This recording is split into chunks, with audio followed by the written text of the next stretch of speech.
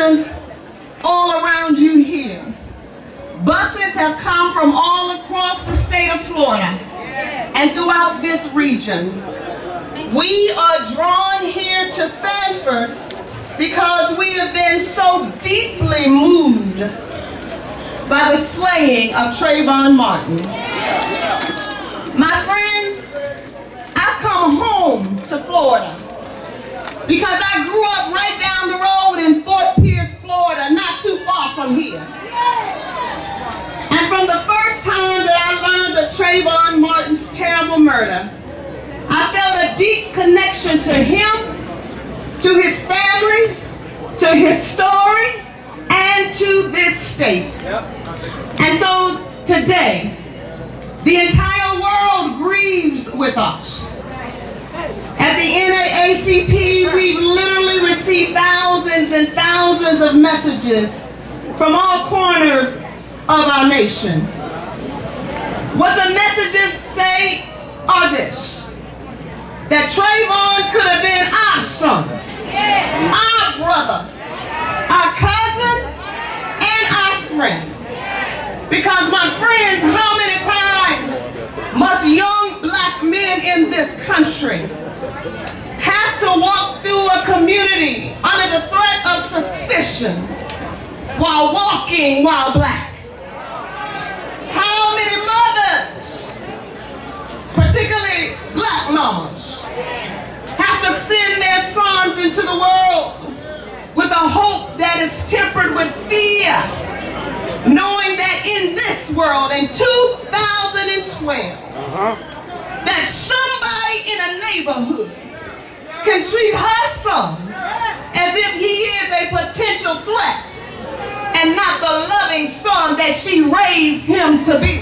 How long must we wait? Trayvon's murderer has moved us deeply. It has moved us to anger and some of us to fear. But this day, we come here to Sanford. It's been 34 days since Trayvon was murdered.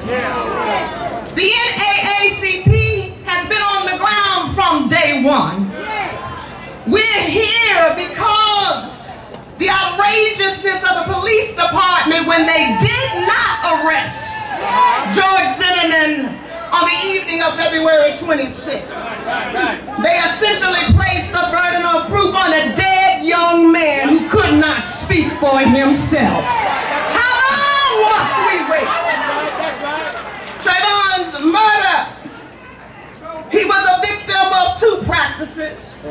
I don't have to tell my brothers what those practices are, but my friends, we've gathered here today to grieve with Trayvon's family. But I want to ask you to do something else from me. I want you to confront your anger, confront your fear, and turn that anger and that fear into something constructive, because our young people are watching you. Courage will not skip this generation. And so as we come, week after week, day after day, hour after hour, calling for justice in this town, I've got to tell you this, my friends. Marches, rallies, and speeches are fine.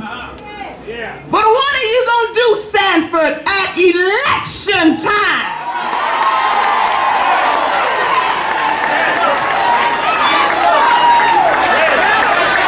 We can't just talk about it. We need to do something about it. Now is the time. We've got to seize this opportunity to make a visible, sustainable, and real change right here. Now let me tell you something. Come right here. Come on up in here. What I want to tell you is this. I want everybody, all of yous, I want you to go out, register, Miss Spencer. Register, and what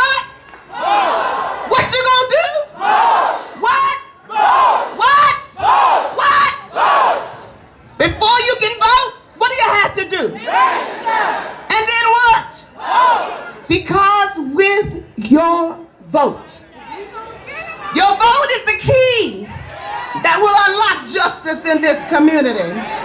Because it is with your vote that we can demand that neighborhood watchmen are trained to protect and defend and not kill our sons in the community. With your vote, you can demand that those whose job it is to investigate this crime will do their job. With your vote, you can say, not on my watch. Not on my watch will I allow another black boy, white boy, brown boy, red boy, any boy in this community to be racially profiled. Because we're all God's children. Look where God has brought us. See how far we've come. Not what we ought to be. But we thank God that we're not what we used to be. Y'all ought to be shouting up in here right now. But my friends, take a minute and think. In 4 short days, on April the 4th, this nation will pause to commemorate the untimely death of another man named Martin. You know this man, our leader, our slain leader, Dr. Martin Luther King Jr., who was gunned down senselessly because of the color of his skin. But my friends, in times like these, we must forever remember the words of Dr. King when he said that apathy is not an option. For in times like these, the great tragedy is not the stride and clamor of the bad people. It is what? The silence of the good people. Anybody listening? Does anybody care?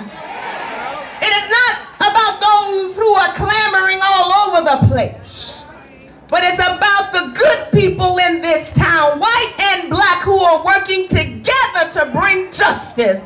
We need to hear those voices to come to the forefront.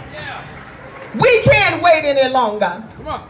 And I challenge you today to come together in unity as one community here in Sanford. To unite together to speak truth to power.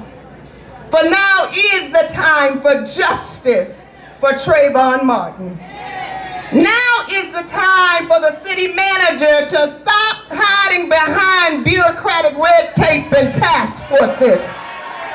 You may look like us, but you ought to show some sign. Now is the time for the state attorney general to declare and secure an arrest for Mr. George Zimmerman. Now is the time that we have to declare that there is a new sheriff in town. There's a new sheriff in town. And that sheriff's name is Justice. Justice. Justice. Justice. When do we want it? When do we want it? Now. What do we want? Justice. When do we want it? Now. What do we want? Justice. When do we want it? Now. My friends, the future stands in front of you. Courage cannot skip this generation. The future is calling. And with your help, the NAACP will answer. What are you going to do for me? I can't hear you. What? What? Please never forget that your vote is your key that unlocks the future. Thank you and God bless. Courage will not skip this generation.